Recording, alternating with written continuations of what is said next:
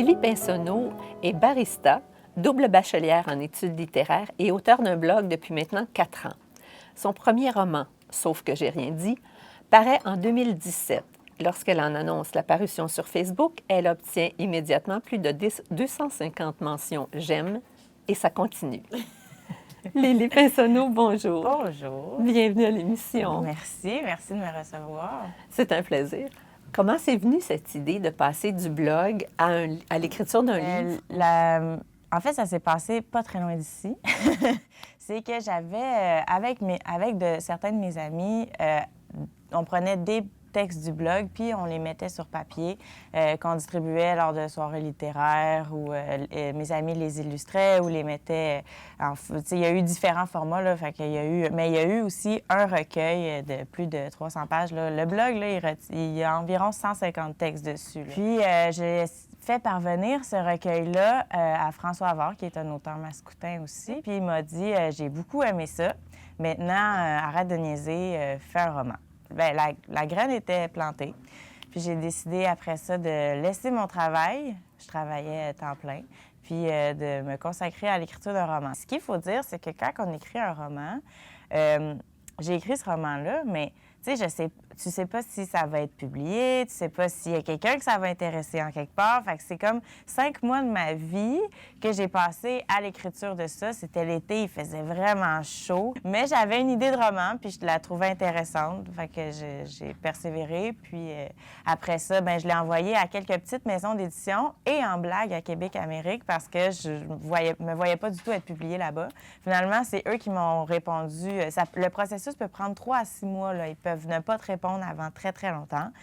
Puis ça a pris à peine un mois, puis ils m'ont dit « OK, on veut te rencontrer. » Puis fait que, tu sais, à partir de là, c'est allé vite, mais avant ça, il y a des longues périodes de « Qu'est-ce que je suis en train de faire là? » On vous a reproché, semble-t-il, le style de langage. C'est que c'est une langue écrite, mais qui est vraiment près de l'oral québécois. Moi, ce que je voulais faire, c'était vraiment d'ancrer mon écriture dans une réalité. Puis c'est ça aussi qui plaisait aux gens qui me lisaient au début. Ils disaient comme, bon, enfin, une langue qui me parle. Elle raconte des choses sans tabou, puis fait que pour moi, c'était super important. Mais c'est pas parce que c'est plus près de l'oral que c'est plus facile à écrire. Bonjour, mesdames. Bonjour. Bienvenue à l'heure du thé. Merci. En dégustation aujourd'hui, nous avons 2 thés différents. Oui, merci.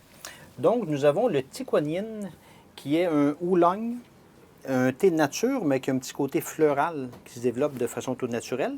Et également un thé aromatisé, le thé des écrivains, qui est un mélange qu'on fait nous-mêmes ici, de thé vert, thé noir, avec cardamome et un peu de pétales de fleurs.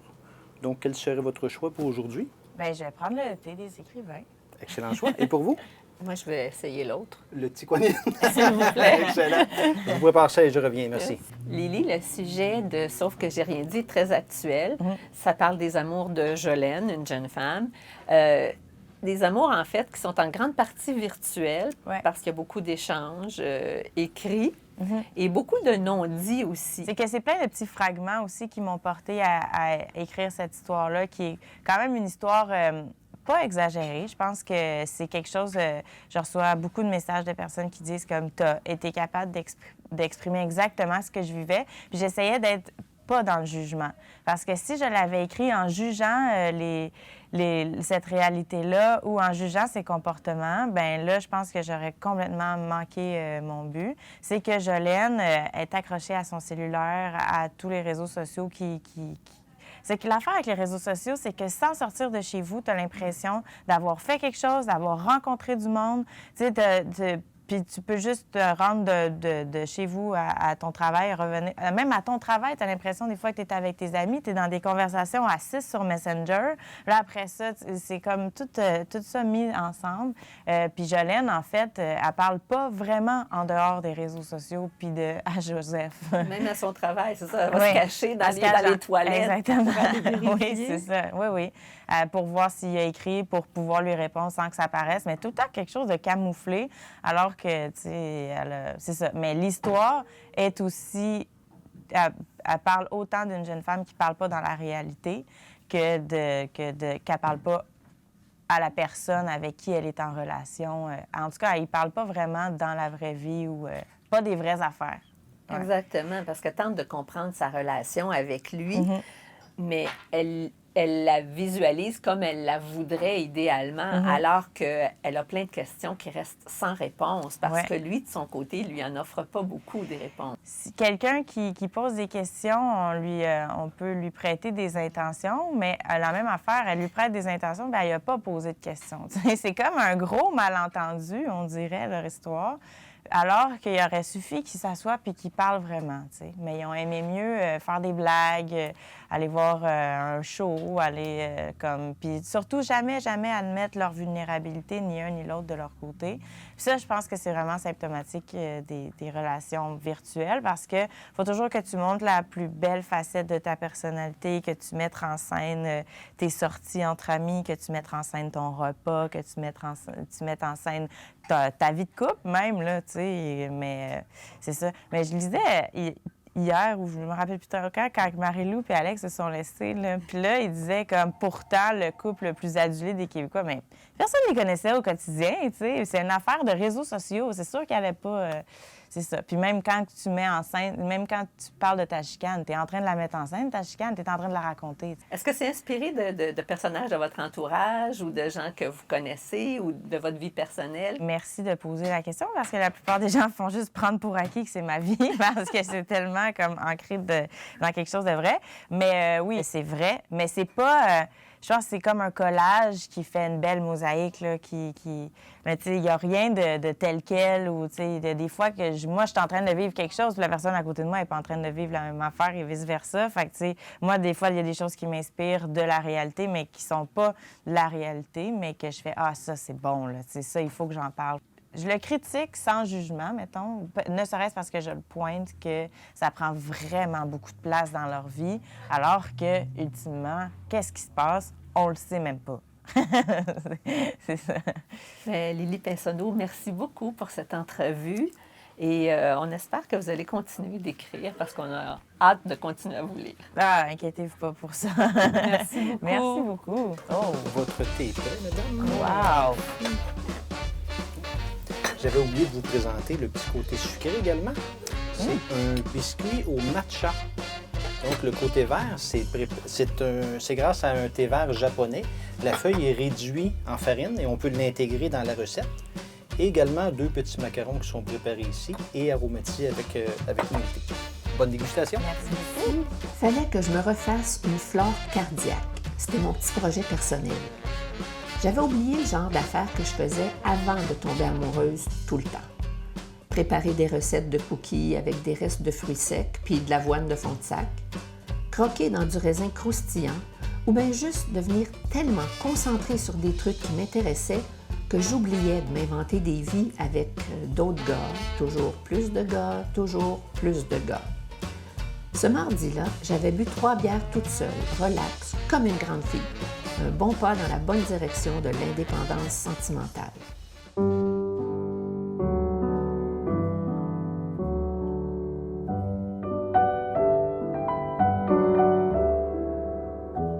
Nous retrouvons Lucille Denis pour sa chronique Fenêtre sur la cause.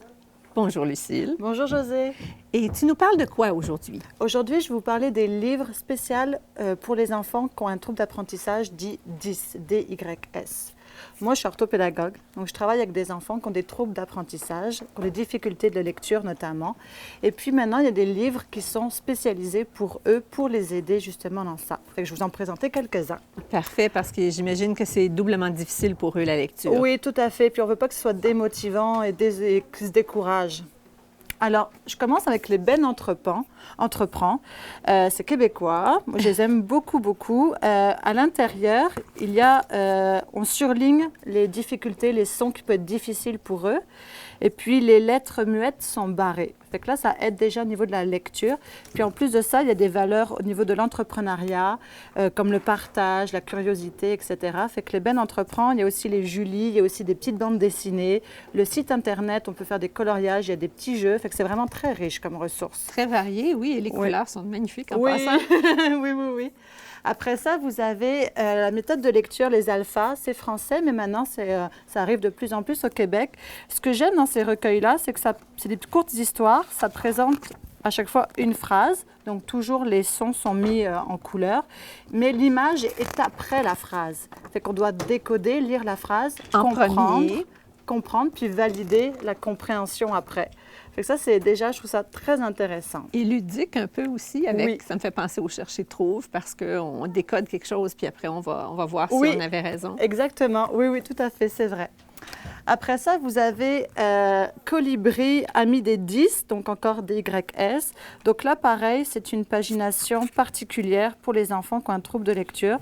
Donc là, les interlignes sont plus espacées. Il y a une typographie particulière. D'ailleurs, il existe la typographie dyslexique.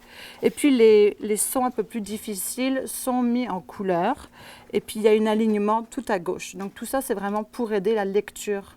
Et je vois qu'il y a plus de texte, donc on avance Oui. dans l'âge des enfants à qui ça s'adresse. Exactement. Mais les phrases sont quand même plus simples. Les mots sont réduits à 2-3 syllabes maximum. Fait que tout ça, c'est pour avantager. Il existe aussi même l'application, s'appelle Mobidis. Donc, c'est Free Cognition Reader, excusez-moi mon anglais. Puis là, avec cette application-là, on a 4 choix, dont une pour les dyslexiques. Fait qu'on a juste à acheter le livre, qui est à peu près 10 €, c'est français. Mais moi, je l'ai essayé, fait que ça fonctionne. Et puis après ça, on peut choisir, ça peut juste surbriller la première ligne et être capable de lire. Fait que c'est des avancées comme ça, super intéressantes, qui rendent accessibles les livres pour les jeunes et un peu plus vieux aussi. Très aidant et aussi, ça aide les parents, je suis certaine. Oui, oui, Merci vraiment. beaucoup. À la prochaine.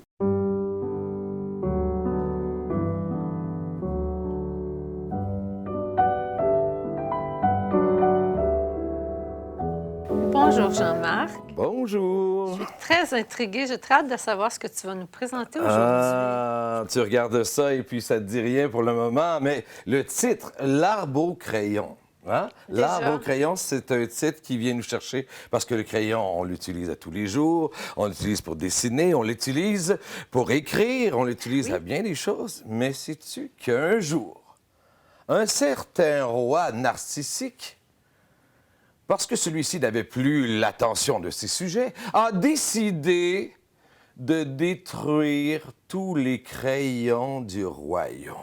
Oh, c'est Il grave. envoya bien sûr tous ses soldats aller chercher ici et là tous les crayons qu'il y avait dans son royaume, et puis dans un élan, il les a fait disparaître, il les a tous complètement détruits. Alors une société sans crayons, on serait bien triste. Ah oui. Ce qui me vraiment séduit dans ce livre-là, c'est les images. Oh oui, au-delà de l'histoire, là, évidemment, j'ai eu la chance de parler de l'histoire, mais au-delà, bien sûr, de tout ça, il y a les illustrations qui sont vraiment formidables. On nous transporte à travers. Oui, oui. Et c'est d'une simplicité. Hein? Le trait de crayon est fin, le trait de crayon est vraiment là, juste et tout ça. Et puis, ça donne la beauté à l'idée du crayon. Je ne sais pas si tu peux remarquer, chacun des personnages, qu'est-ce qu'ils font? Ils écrivent. Ils écrivent. Et regardez le roi, qui essaie bien sûr de pouvoir attirer l'attention de tout le monde. Alors, zut. On l'ignore. Et voilà. Comment ça se terminera? Mais j'ose pas le dire, j'ose garder ça pour moi. Mais par contre, il me ferait plaisir de t'en faire une petite lecture. Oh oui. Ça va? Oui, oui, On y oui. va, c'est commencé. Le roi bouffon n'avait qu'une seule préoccupation, être admiré de tous ses sujets, hommes, femmes, filles et garçons. Malheureusement pour lui, ces derniers n'avaient qu'une seule passion, dessiner sans arrêt avec leurs beaux crayons. Cela rendait fou de rage le roi bouffon, d'autant plus qu'il n'avait jamais su tenir un crayon. Ah, là, on commence à savoir pourquoi le fameux roi Oui, bouffon, oui, oui. bien sûr, veut se débarrasser de tous les crayons. Un beau matin, il décida d'interdire l'utilisation des crayons et il commença par supprimer ceux de sa fille. C'est pas gentil. Et toi qui es une fille, si ton père avait fait ça? Oh, j'aurais été vraiment fâchée. Et triste. Et triste en plus, hein? Oui. Je t'en dis pas plus. Je le garde pour moi ou je pourrais te le prêter si tu veux. Ça va? Ça va, certain. Super. Merci, Jean-Marc. Merci à toi.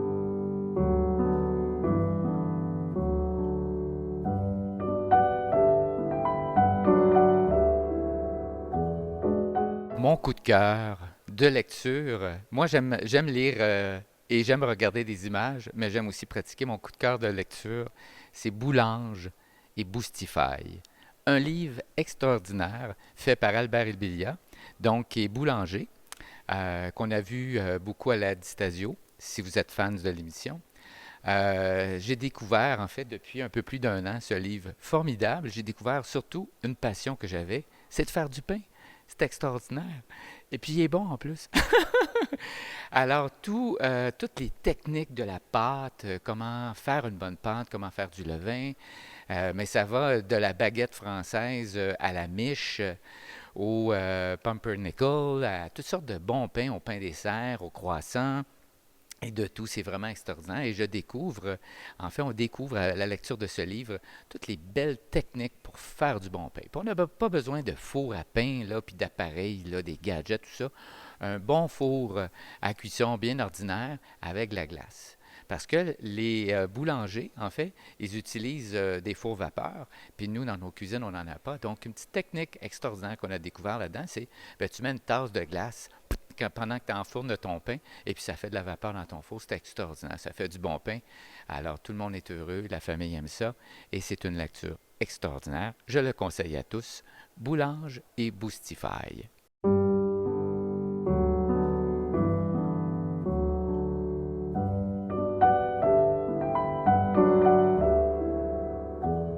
Je retrouve Charles Prémont pour la chronique État des lieux. Bonjour Charles. Allô, José. Aujourd'hui, on va parler de la place de l'auteur dans la société. T'en es un? J'en suis un. Donc, c'est une chronique où mon jupon dépasse pas mal. Mais dans le fond, mon constat sur ce sujet-là, c'est que ici au Québec, on voit assez rarement des auteurs dans les médias. Il y a Le Devoir là, qui va faire un numéro spécial à chaque année, le Devoir des écrivains. Mais dans l'espace public, l'auteur n'est pas appelé à commenter ou on ne va pas chercher son commentaire. Évidemment, je trouve ça dommage, mais dans d'autres sociétés, notamment la société française, on voit les auteurs qui sont beaucoup plus actifs dans la sphère publique et selon moi, on le fait avec raison. J'ai eu la chance dans l'émission d'en accueillir plusieurs, puis en fait, je découvre des beaux talents, mais aussi des personnalités fort intéressantes qui ont beaucoup à dire, justement. Mais souvent, quand on les entend à la télévision ou à la radio, c'est souvent pour faire la promotion de leurs livres ou dans des émissions de jeux ou d'entrevues de ce type-là. Le fait que ça soit surtout pour la promotion de livres, évidemment, c'est important, mais on se coupe, en fait, d'une autre portion de richesse que ces auteurs-là peuvent apporter parce que,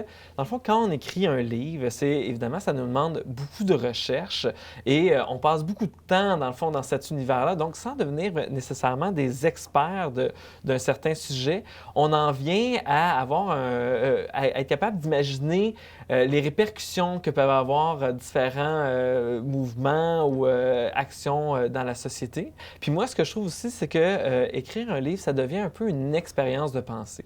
Donc, une expérience de pensée, c'est quoi? C'est, dans le fond, qu'on n'est pas capable de reproduire physiquement ce qu'il faut pour une expérience. On est obligé de l'imaginer en tant que tel. Puis le roman, c'est un peu ça, c'est qu'on passe beaucoup, beaucoup de temps à imaginer des émotions que peuvent susciter telle ou telle situation. Puis en le mettant par écrit aussi, ça nous permet d'avoir un certain recul. Donc, ce recul-là est quelque chose d'intéressant et de rare qu'on peut avoir sur certains événements. Donc, je trouve qu'en n'invitant pas les auteurs, il y a deux services qu'on ne rend pas. Le premier, c'est qu'on ne rend pas service au public, qui pourrait avoir accès à un point de vue. C'est ça, se nourrir de ce point de vue-là. Mais en plus, c'est qu'on ne rend pas service aux auteurs qui ont besoin, eux, de cette exposition-là au public pour être capable de se rendre intéressant et de vendre leurs livres. Bien, merci. On aura peut-être même l'occasion de s'en reparler. À la prochaine.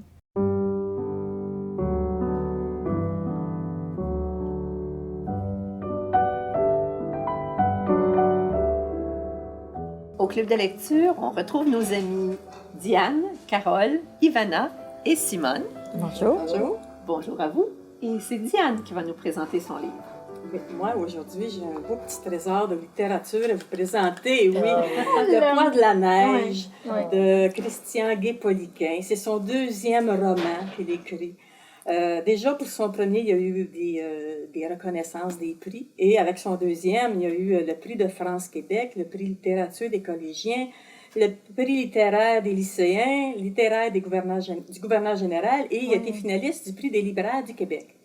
Et c'est pas pour rien, parce Avec que raison, c'est vraiment un petit bijou à lire. L'histoire, c'est une histoire, en fin de compte, assez banale, mais exceptionnelle en même temps. Quand même. Exceptionnelle en même temps. C'est un monsieur de soixantaine d'années qui doit vivre comme un hiver complet avec un jeune qui a eu un accident d'auto, qui venait voir son père. Alors, ça se passe un peu dans le contexte qu'il n'y a plus d'électricité.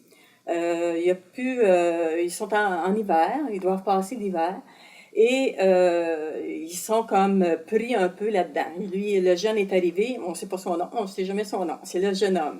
Et Mathias, qui est la personne, le monsieur d'un certain âge, qui doit en prendre soin, parce qu'ils ont fait un pacte avec les gens du village pour, justement, ils ont dit, nous, on n'a pas d'électricité, alors on a de la Mais on ne misère. sait pas ce qui est arrivé, hein? L'électricité manque depuis un bon moment, mais on ne oui, sait pas mais trop. c'est ça. L'été, là, il y a eu comme des interférences. Ça arrivait, ça repartait. Et avec l'automne, de plus en plus, ça finit par couper complètement. Alors là, le jeune homme, lui, arrive pour voir son père dans le village, d'où il vient d'ailleurs, et il y a eu un accident d'auto. Et là, les deux jambes fracturées, mais là, les gens du village qui viennent à son secours le reconnaissent, comme hey, on ne peut pas le laisser là.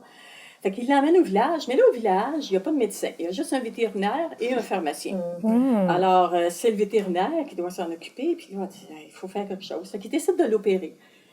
Elle l'opère, ils mettent des attelles en bois, rudimentaires, mais pour être capable de le stabiliser.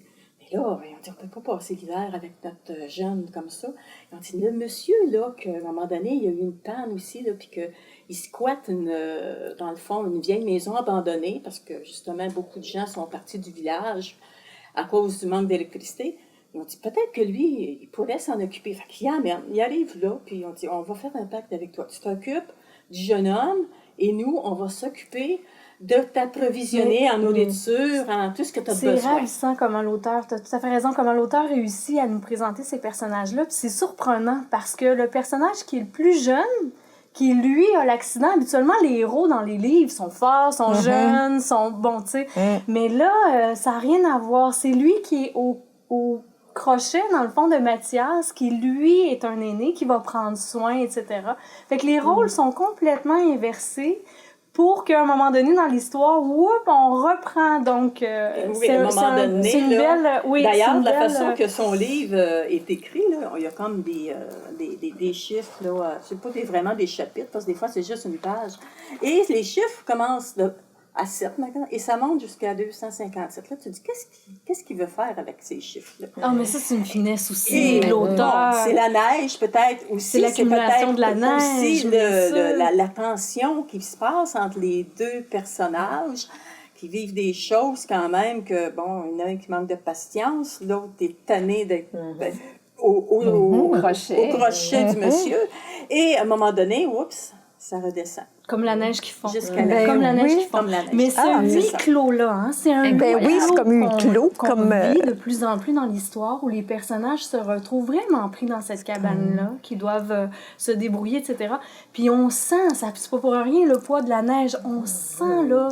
Les murs se rapprochent. Oui. Le père qu'il vient rencontrer, là, le jeune homme, qu'est-ce qui arrive? Ah, il est décédé, lui. D'accord. C'est un petit village. Dans le fond, là où il demeure, là, dans la maison, il demeure dans la véranda, dans le fond de la maison. Oh là là! Le bois, c'est rudimentaire. Fait qu'ils sont isolés en campagne, mais en plus, les deux personnages sont isolés dans une maison, qui, à un moment donné, il n'y a plus personne qui va venir les aider, ils vont devoir se débrouiller. Puis en plus, on peut voir que les deux personnages sont isolés dans leur réalité. Le jeune homme ne veut plus parler. Il y a tout ça qui crée vraiment ce sentiment-là. Là, puis on a hâte, hein, que la neige fonde, que tout d'un coup, là, il puisse sortir. Puis quand il sort... Mais c'est parce qu'en même temps, lui, il guérit tranquillement, le jeune homme, là. Oui, exactement. Ses capacités, Exactement. Il veut reprendre son autonomie, puis commencer à plus gérer la situation, là. Et Mathias qui régresse aussi, qui a besoin d'aide. Donc, c'est le jeune homme qui prend soin de Mathias. Donc, les rôles sont inversés. Même psychologiquement aussi, tu vois que le rapport de force change. Parce que autant le jeune homme reprend physiquement des forces, autant le côté mental, si tu veux. Lui aussi, là, prend du poil de la bête, alors que Mathias est de plus en plus désemparé, lui qui veut retourner à la ville parce que sa femme l'attend. Ça, c'est un livre que je garderai dans ma bibliothèque, que je vais garder dans ma bibliothèque, puis que je vais relire probablement quand je l'aurai peut-être évolué après quelques années. Merci beaucoup, Diane, pour cette belle présentation. On vous le suggère, Le poids de la neige. Merci d'avoir été avec nous. La semaine prochaine, j'aurai le plaisir d'accueillir Marie-Claude Élie Morin. Et au club de lecture, nous discuterons du livre Affaires privées. Soyez-y.